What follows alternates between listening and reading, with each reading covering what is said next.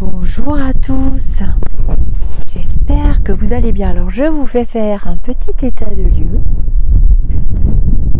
Je me trouve au lac d'Artous, alors à plus de 2000 mètres d'altitude, je ne sais même plus compter les mètres, tellement je suis montée très très haut.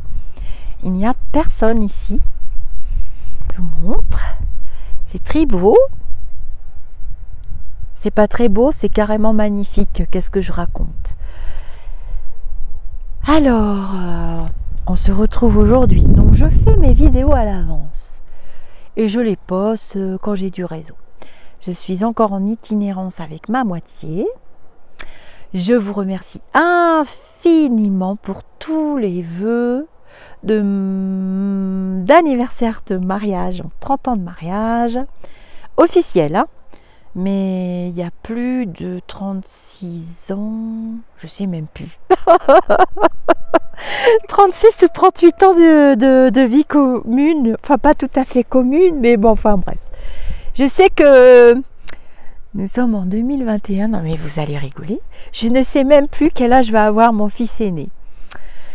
Je crois que c'est 38 ans. Oh bon bref, c'est pas grave, au bout d'un certain temps, on ne compte plus les années. Bonjour à mon fils d'ailleurs s'il écoute la vidéo. Alors, voici le lac, construit par nos grands-parents en 1925, au lac d'Artous. Je suis montée avec le petit train pour ceux qui connaissent. Et c'est parti pour nos funestes petites histoires issues du texte d'Allan Kardec. Allez, je vous mets une belle vue quand même. Donc je vous remercie. Si je compte ma page Facebook, le groupe, les copains, les copines en privé et la chaîne YouTube, je crois qu'on va être vraiment heureux ces prochaines années, ma moitié et moi-même, parce que voilà, j'ai reçu au moins 1000 oh oui, 1000 entre 700 et 1000 bons vœux. Donc c'est génial, nous voilà repartis pour 1000 ans. Étant donné qu'on doit se suivre de vie en vie, lui et moi, c'est pas possible. Et pourtant, je vous assure qu'on ne s'entend pas très bien. À croire que c'est ça qui fait durer les couples.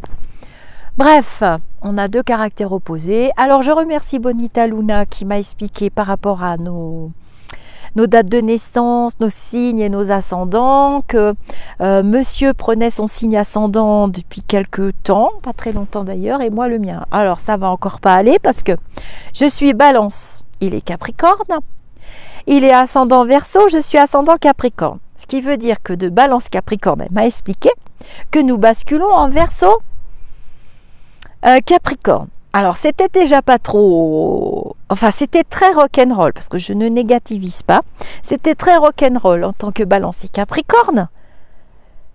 Et ça va être encore plus rock'n'roll entre Verseau et Capricorne. Alors, je ne sais pas ce qui nous attend, mais je crois que ça va plus être rock'n'roll, ça va être hard rock.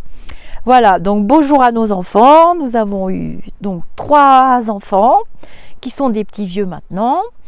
Nous avons eu donc un scorpion au premier, je vous raconte pas, un garçon très intelligent, mais alors on ne peut rien lui cacher, aucune vérité, il voit dans l'infiniment petit, c'est normal, sa planète c'est Pluton. Et puis après nous avons eu une bélière, donc une bélière ça fonce dans les murs à 400 km/h, je vous raconte pas, on s'est pas ennuyé. Et puis le petit dernier, un petit poisson qui n'était pas trop prévu, mais que nous sommes très très très heureux d'avoir eu, un petit ange, un garçon extrêmement gentil. Ils sont tous les 3 très intelligents et voilà, j'ai eu beaucoup de chance, j'ai été une mère comblée, gâtée. Je dis j'ai été parce que maintenant nous sommes en couple. 2 petits vieux. Bon, allez, je vous raconte pas ma vie. C'est parti pour les funestes petites histoires. Alors, issu du livre d'Allan Kardec, j'ai l'impression que ça vous plaît bien. Bon, pour tout vous dire, moi aussi, puisque ma chaîne est une chaîne de partage, j'utilise un outil pour communiquer avec des gens qui partagent la même chose que moi, De préférence, la gentillesse, la compassion, l'empathie, l'échange, la zénitude. Coupez-vous de tout ce monde de brutes, bon sang de bonsoir. Arrêtez de regarder ces journaux, de vous farcir des égrégores négatifs. En veux-tu, en voilà, c'est comme si vous vous rouliez dans un bain de boue tous les matins et tous les soirs. Est-ce que ça vous viendrait à l'idée? Après, il faut vous dire, ah ben je vais aller me laver. Ben, vous salissez vos énergies. Alors, on n'en a déjà pas trop en ce moment. On va pas s'amuser à se les salir. Voilà. Alors, aujourd'hui, funeste petite histoire. Alan Kardec. Monsieur Félicien.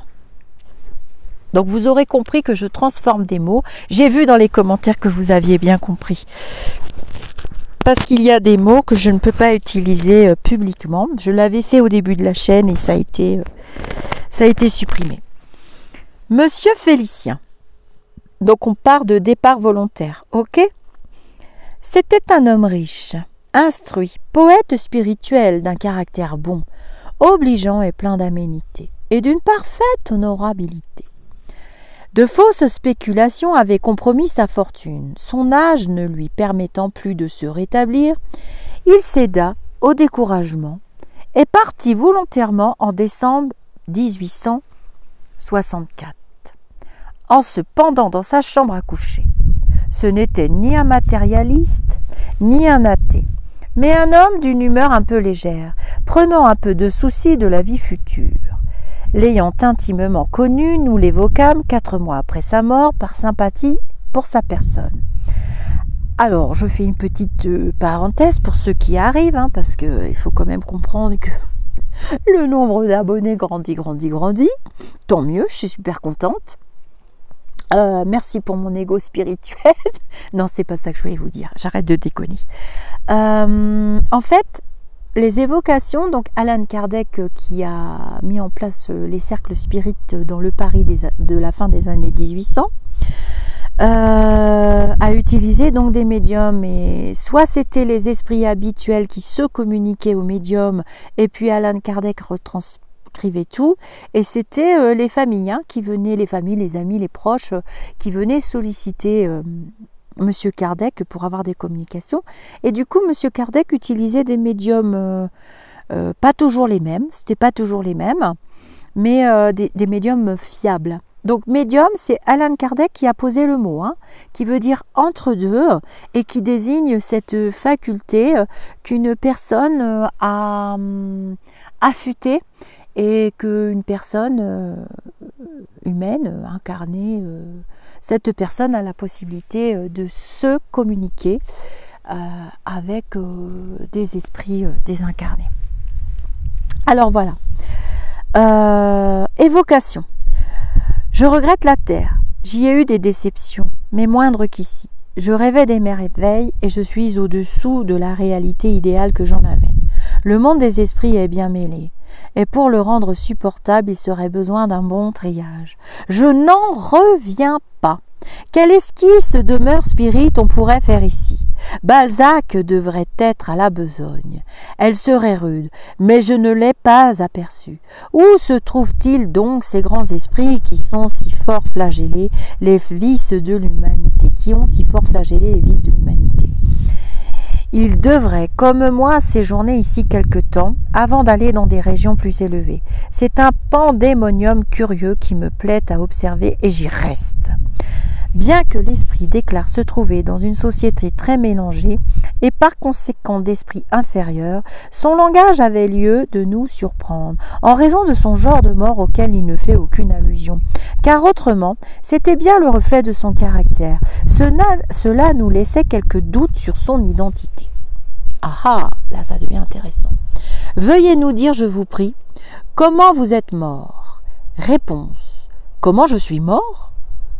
Par la mort que j'ai choisie. Elle m'a plu. J'ai assez longtemps médité sur celle que je devais choisir pour me délivrer de la vie.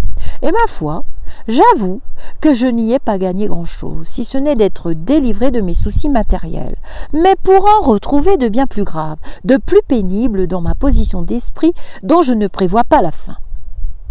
Petit 2. Au guide du médium. Est-ce bien l'esprit de Monsieur Félicien qui a répondu? Réponse. Ce langage presque insouciant nous étonne chez une personne partie d'un départ volontaire.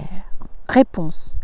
Oui, c'est lui, mais par un sentiment excusable dans sa position, et que vous comprendrez, il ne voulait pas révéler son genre de mort au médium. C'est pour cela qu'il a fait des phrases. Il a fini par l'avouer, amené par votre question directe. Mais il en est très affecté. Il souffre beaucoup d'être parti volontairement et écarte tant qu'il peut tout ce qui lui rappelle cette fin funeste. Petit 3. À l'esprit.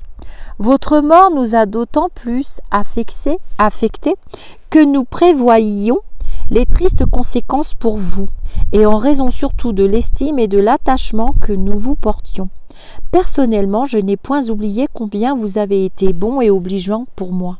Je serais heureux de vous en témoigner ma reconnaissance. Si je puis faire quelque chose qui vous soit utile. Réponse.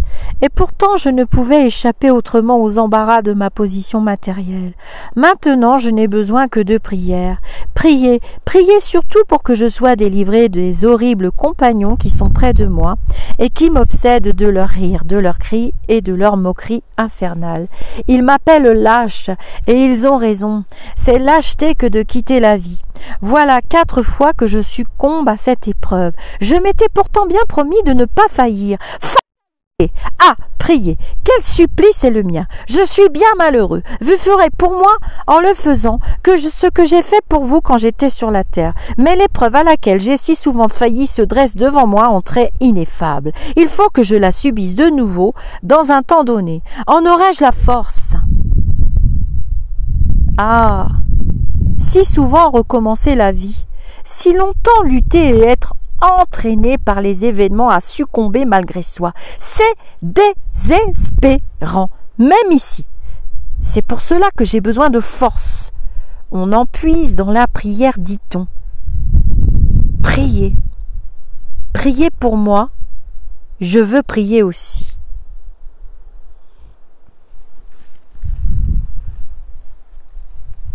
Ce cas particulier de départ volontaire, quoique accompli dans des circonstances très vulgaires, se présente néanmoins sous une phase spéciale. Il nous montre un esprit ayant succombé plusieurs fois à cette épreuve qui se renouvelle.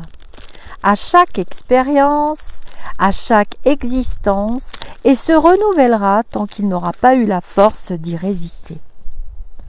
C'est la confirmation de ce principe que, lorsque le but d'amélioration pour lequel nous nous sommes incarnés n'est pas atteint, nous avons souffert sans profit, car c'est pour nous à recommencer jusqu'à ce que nous sortions victorieux de la lutte. À l'esprit de M. Félicien, écoutez, je vous prie, ce que je vais vous dire, et veuillez méditer mes paroles. Ce que vous appelez fatalité n'est autre chose que votre propre faiblesse, car il n'y a pas de fatalité. Autrement, l'homme ne serait pas responsable de ses actes. L'homme est toujours libre, et c'est là son plus beau privilège. Dieu n'a pas voulu en faire une machine agissant et obéissant en aveugle. Si cette liberté le rend faillible, elle le rend aussi perfectible, et ce n'est pas par la perfection qu'il arrive au bonheur suprême. Son orgueil seul le porte à accuser la destinée de ses malheurs sur la terre, tandis que le plus souvent, il ne doit s'en prendre qu'à son incurie. Vous en êtes un exemple frappant dans votre dernière existence. Vous aviez tout ce qu'il vous faut pour être heureux selon le monde.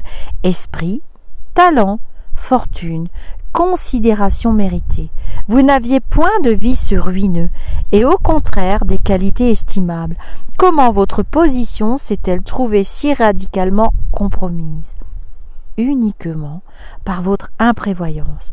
Convenez que si vous aviez agi avec plus de prudence, si vous aviez su vous contenter de la belle part que vous aviez, au lieu de chercher à l'accroître sans nécessité, vous ne vous seriez pas ruiné. Il y avait donc aucune fatalité puisque vous pouviez éviter ce qui est arrivé. Votre épreuve consistait dans un enchaînement de circonstances qui devaient vous donner non la nécessité, mais la tentation du départ volontaire.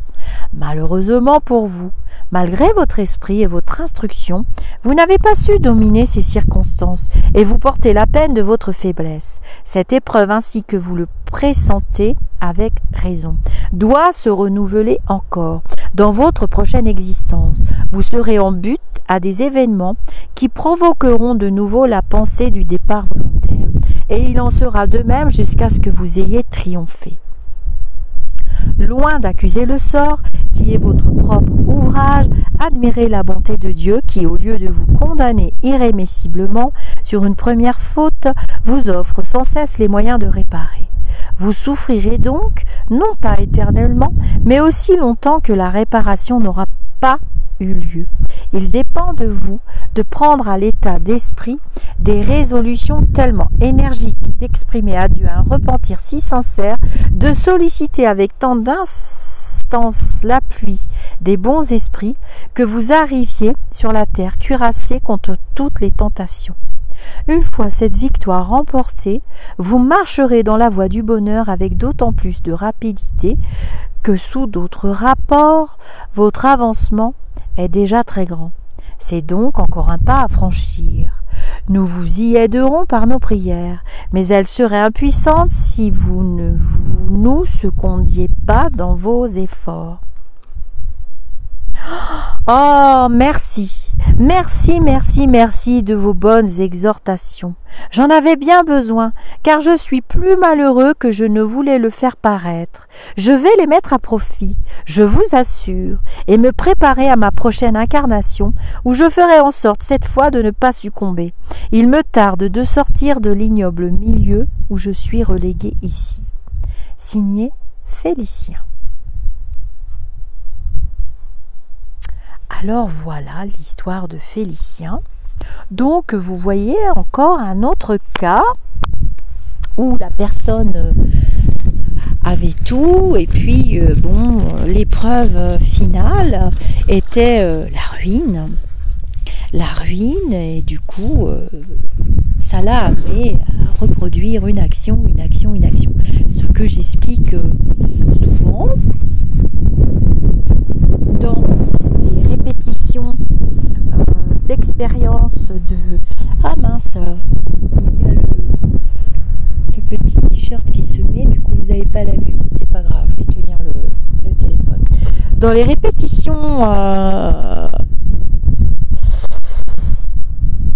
répétitions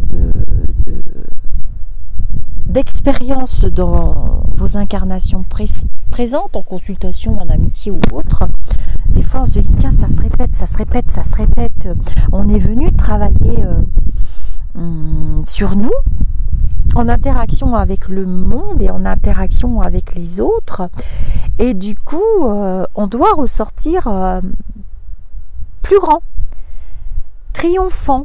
Sinon ça se répète, on est venu faire des ajustements, des petits ou des grands réglages, aussi, c'est possible.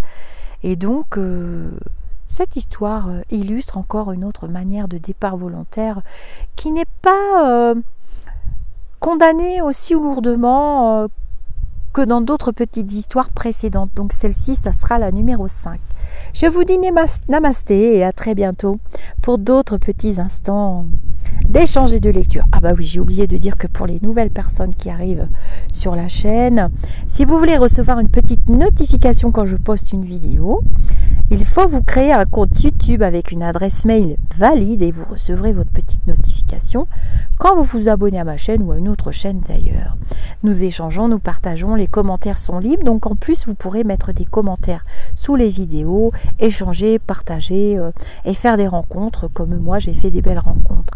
Cette chaîne a été créée pas que par moi-même parce que je ne savais pas le faire, elle a été créée par des lumineux, des esprits désincarnés, qui avaient des messages à vous transmettre et qui étaient là aussi, qui sont toujours là pour vous soutenir et pour se soutenir et pour nous soutenir et pour nous aider à comprendre et à évoluer, surtout au travers de l'expérience que nous traversons tous depuis quelques années. Ça se durcit, oui.